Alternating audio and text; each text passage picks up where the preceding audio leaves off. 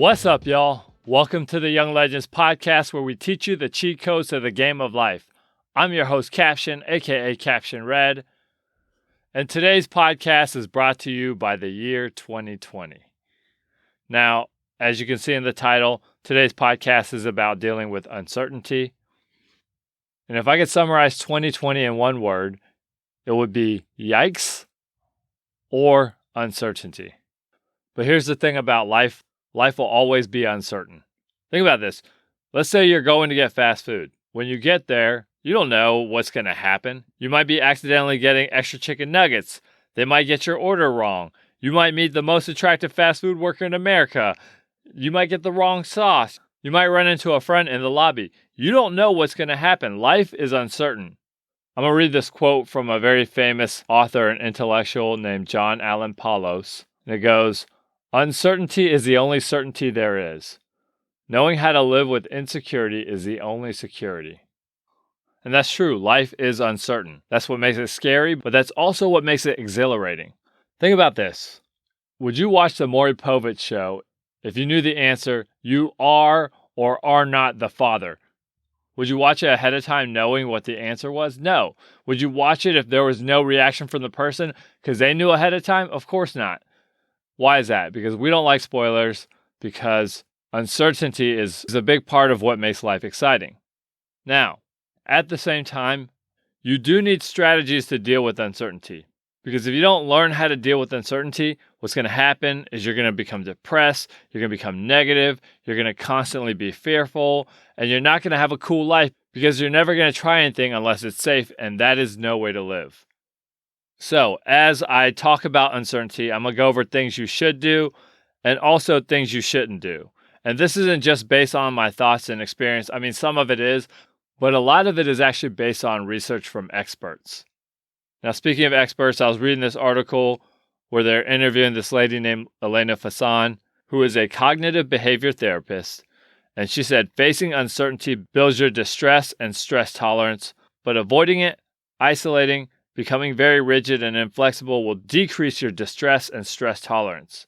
Now, here's the thing. You're going to need to build this muscle called dealing with uncertainty because you're going to use it for the rest of your life. And as I think about that idea, I think about a quote that I really like that says, "Don't pray for easy lives, pray for the strength to endure a difficult one." Bruce Lee. Now, as we try to endure a difficult one, as we try to build up that strength, here's the thing. Everything I'm going to recommend, you're going to be bad at when you first start doing it. Because anything you do, you'll be bad at when you first start doing it. I don't know if you've ever played a card game, you've ever played a board game like chess, or even back when you learned to ride a bike or learned how to swim, you were really bad before you were good. It took time to acclimate yourself to doing that thing that you were learning. And dealing with uncertainty is no different. Now, I read this interview where they were interviewing a Green Beret. If you don't know what Green Berets are, they're the elite forces of the Army. And they were interviewing this commander. His name was Jason Van Camp. And here's his quote from the interview. "Growth is not about living an easy life. A life lived correctly should be lived in difficulty. That's how strong people are made." Unfortunately, our society is teaching us the wrong things right now. And basically, he goes into this whole thing about how people should actually seek challenges and seek hardships because that's what makes them strong. Now, as I was prepping for this interview, I called up my friend Brian Bushway, who is a guy who lost his eyesight at the age of 14, and he's gone and done some really awesome things, even though he doesn't have any eyesight. You can check out that interview. It's episode 16. Really recommend it, and I'll put it in the show notes. But he's a person that's dealt with a lot of uncertainty. And one thing he said is he recommends that people do something that really stretches them, that really makes them uncomfortable, to help them to understand that they are capable and that they can adapt. And that's what he does for a living. He helps blind people navigate with sound. And as he helps them to develop their skills, they realize that they can do this, that they can walk around and that they can travel by using public transportation. And they go from being helpless to empowered. And that's what you got to have in your life. Now, when he does this, what ends up happening is Those people he helps build self-esteem, and that's how self-esteem is actually built. By getting better at something, by doing something you've never done. There are no shortcuts to developing your self-esteem.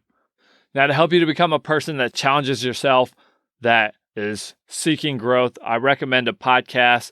It's called The Daily Stoic. Basically, it's about Stoicism, and the host of the show, Ryan Holiday, describes Stoicism as this: a philosophy where you realize that you don't control the world around you, but you can control how you respond. Now, the podcast often has 2-minute episodes, but it's a good 2 minutes filled with great information that'll help you to become better. I listen to it regularly, and it's helped me to become a better man. He's even written a book. It's called The Obstacle is a Way. And this is what life is. That things that are hard are there to make you grow. That challenges are what make you great. That you become stronger by lifting heavier weight. You don't become stronger by lifting light weight. You become stronger by lifting heavier weight. Now, in order to deal with uncertainty, there's some things that we need to do. Number one, self-care. Experts say across the board, maintain a good diet, exercise, good sleeping pattern, socialize with people you care about, because self-care allows you to be your best for everyone in your life, for everything in your life, and self-care is winning. Sleep is winning.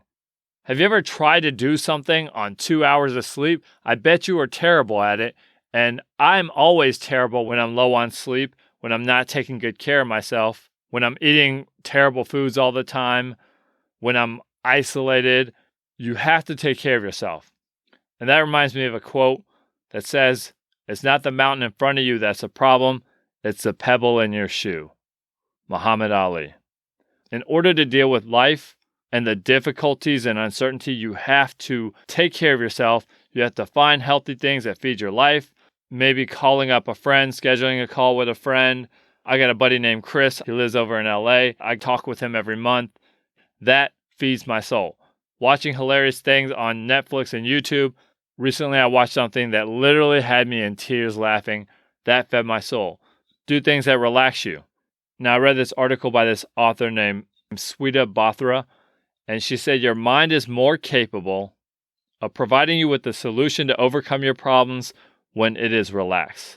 You can try simple things like taking deep breaths, taking a shower, listening to music, or just pacing around. Now, a lot of people who are really successful when they're stressed out or even just to relax, they go for a walk. Maybe you need to go for a walk. Because when you try to deal with problems and you're not soothed, guess what? It's that pebble in your shoe again. You're not going to be able to deal with stuff if you are not soothed. Which gets me into talking about mindfulness and meditation. I've talked about mindfulness and meditation a lot. It is super helpful. There's an app for that. It's called Headspace. Watch videos on YouTube. There's no shortage of tutorials on mindfulness and meditation. And understand when you are meditating, you have to be bad at it in order to get good at it. So if you're only meditating for a minute or even 2 minutes, that's good enough. If you get distracted, that's fine, but you got to keep trying. You got to keep developing that habit, and over time, you'll get good at it. And meditation has been cited by so many successful people in helping them deal with uncertainty, worry, and the stress and problems of their lives. Also, another thing we need to do is to be grateful, to practice gratitude. Think about what you're grateful for. Here's an exercise I do every Thanksgiving. I make a list of all the people that I'm thankful for. It's a pretty long list. And I send a text message to all those people and I say, hey, I really appreciate you as a person. Happy Thanksgiving. And then they respond in kind and they're like, thanks, appreciate you too. Happy Thanksgiving. And then that's when I respond and say, oh, sorry, that wasn't for you. Hope you're well. I'm just kidding. That's totally a joke. But this is what you need to do. You need to tell your friends and your family how much you appreciate them. That'll strengthen your relationship with them. And it'll help you to remember all the good things that are in your life, which will definitely help you to deal with uncertainty. Now, I called up a friend of mine the other day. His name's Daniel, and he survived cancer. And that's what he said to me. He said, in order to deal with uncertainty, the best thing that anybody can do during this pandemic is to focus on what you're grateful for and practice some really deep gratitude during these times. Also, don't worry. Now, there's this quote about worrying that I really like. It goes, "Worrying doesn't take away tomorrow's trouble. It takes away today's peace." Think about that for a second. It doesn't take away tomorrow's problems. All it does is get you all worked up right now. I have a friend who was getting stressed out because they were watching the news and they have a family member who is on the front lines. And I was talking to them and they were like, "Oh, I'm watching the news and I'm so stressed out." And I just said to them, stop watching the news. Turn your TV off. Here's the thing about news shows. News shows pump negative content. That's what they're in the business of. They have a phrase in the news business that goes, if it bleeds, it leads. So turn off the news, turn off the negativity. That will make your life so much better. I myself only get my news from positive sources, shows like TMZ. Now, I'm just kidding. I don't watch TMZ. Don't watch TMZ. It's bad stuff. But worrying is something that creates problems for us. There's this quote that goes, "We suffer much more in our minds than we ever do in real life." And that's true. When I was growing up, do you know how many times in my mind I was put up for adoption by my parents? At least 1,000 times. Do you know how many times my parents actually went through with it? Only twice. Well, 3 times if you count the Craigslist ad. These are jokes, of course. But we suffer so much more in our minds than we do in real life. And experts across the board say, don't go down the path of what ifs. Don't go down that path, because then you'll start thinking about the worst case scenario. And then you start thinking the worst thing that could happen actually will. And you'll just start spiraling down real fast. It becomes all doom and gloom. And that is terrible. So if you start worrying, stop. Experts say, stop worrying, start meditating, start doing something with your brain that will help you. Go for a walk, exercise, change the channel in your mind. Now, one of the things that I do when I'm trying to fall asleep is I start rhyming words to myself to fall asleep. I throw up a word like busk, and then I'm like, what rhymes with busk? Tusk, must, crust, cusp. And I do that because, I do want to become better at rapping, but it also takes my mind off of any of my life problems, and it prevents any negative thinking, and it helps me to fall asleep. So here's the thing. Your brain can only hold one thought at a time. So if you're starting to think negative, start thinking about something else. And it doesn't have to be positive, but you just have to change the channel in your brain. Now, in an article that I read, there's a psychologist named Dr. Amelia Aldao, and she specializes in anxiety, stress, and depression. And she says there's this difference between productive worrying and unproductive worrying. So productive worrying is when you start planning and problem solving. Unproductive worrying is when you start making yourself miserable. So, when you're productively worrying, you're doing things like making sure that you have enough food for the day, or you're getting ready for the rainstorm, or that you packed extra underwear. That's productive worrying. Unproductive worrying is like when you stay up at night and you start running those scenarios of the worst thing that could happen. That's the difference. Now, her advice is that if there's nothing you can do about it, then it's not yours to worry over. And this reminds me of a scene from a movie called Bridge of Spies, where Tom Hanks is a lawyer. He has a client, and the guy is just really nonchalant as he is sitting in the courtroom, and his future is in jeopardy. And Tom Hanks asks him, "Do you never worry?" And his client looks at him and he says, "Would it help?" And his client's right. That's true. It wouldn't help. Worrying never helps. Giving yourself ulcers over something is not productive. Now, years ago, I was working at this summer camp, and I grabbed the set of master keys from the director of the camp to go get something. So I went and got the thing, and then I brought the keys back and I placed them on her desk. Well, someone comes up to me a couple minutes later and is like, "Hey, where are the keys at?" And I was like, "Well, I put them right there." And they're like, "Well, they're not there anymore." And then I just start freaking out because I'm like, I was the last person with the keys. I'm responsible for the keys. Those keys open up everything inside of this camp. And if those keys go missing, they have to rekey every single door. And I'm just going to be honest, I started freaking out. I started panicking. I was just freaking out looking for those keys, and I was just stressing myself out so much. And I was frantic for like 15 minutes, and it was so toxic for my soul. And 15 minutes later, somebody brings the keys, and they're like, oh yeah, I had to use the keys real quick, so I grabbed them. And I'm just like, oh, are you kidding me? But also I'm mad at myself because I got myself all worked up for something and it didn't help me to find the keys. And when you're in that kind of state, that doesn't help you to find things. It doesn't help you to deal with the situation. All it does is exacerbate the problem. And I've learned my lesson from that. So when things go wrong, when things go missing, when I'm in a situation of that sort, I try not to panic. I try not to worry because I realize that all it does is create toxic emotions and it doesn't get me to my end goal. Now, there's this website that this woman started. It's called Little Buddha. She has this article on there. And one of the things that she does say is, I can't control what happens, but I can plan for the possibilities. So if this happens, I'll do this. If that happens, I'll do that. It's okay to have a contingency plan. It's okay to be like, oh, well, if it rains, then we can watch a movie. There's nothing wrong with that. As long as it doesn't stress you out too much, make contingency plans. That's fine. Also, within this whole line of thinking, focus on what you do have control over. Focus on what you can do. Make a list of things that are under your control and focus on those things. Another important thing we can do when it comes to uncertainty is to have perspective. To have perspective. To say to ourselves, this too shall pass. This is not permanent. And even if it was permanent, you would become stronger by dealing with it and you would become strong enough to handle it. But it's not permanent, so don't worry. But having perspective, saying to yourself, this is not a problem. This is an opportunity. I remember years ago when my brother broke his knee in an auto collision. And instead of seeing it as a terrible situation, which a lot of people would see it as that, he saw it as an opportunity. He was like, this is an opportunity for me to understand what it's like to be handicapped. I've never really had that kind of experience. So now I know.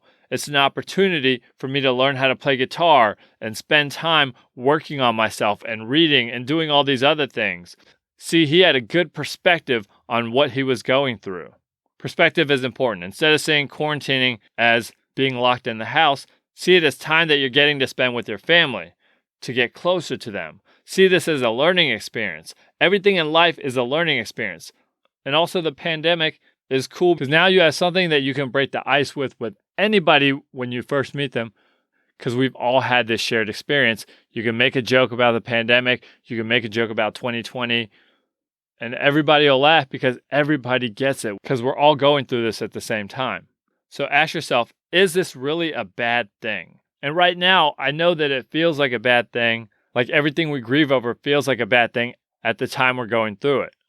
Now, Oprah Winfrey, when she was in her 20s, fell in love with this guy, and she found these love letters that she wrote him. And when she found them not too long ago, she started weeping over the letters. Not because she missed this man, but she wept for the woman that she was. She wept for this woman who fell in love with this guy that ended up not even being somebody that she would want to be with. But at the time, it felt like a terrible thing. And in my life, I've had at least a few women that I've liked who didn't like me back.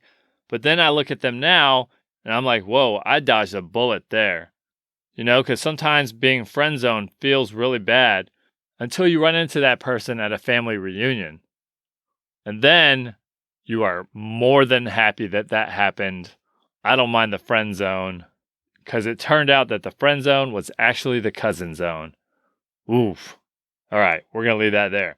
So getting back on track and on a serious note. Now, a lot of people say this. They say that the worst thing that happened in their life actually turned out to be the best thing that happened. Whether it was getting locked up, getting put on probation, or some sort of other wake-up call that they needed.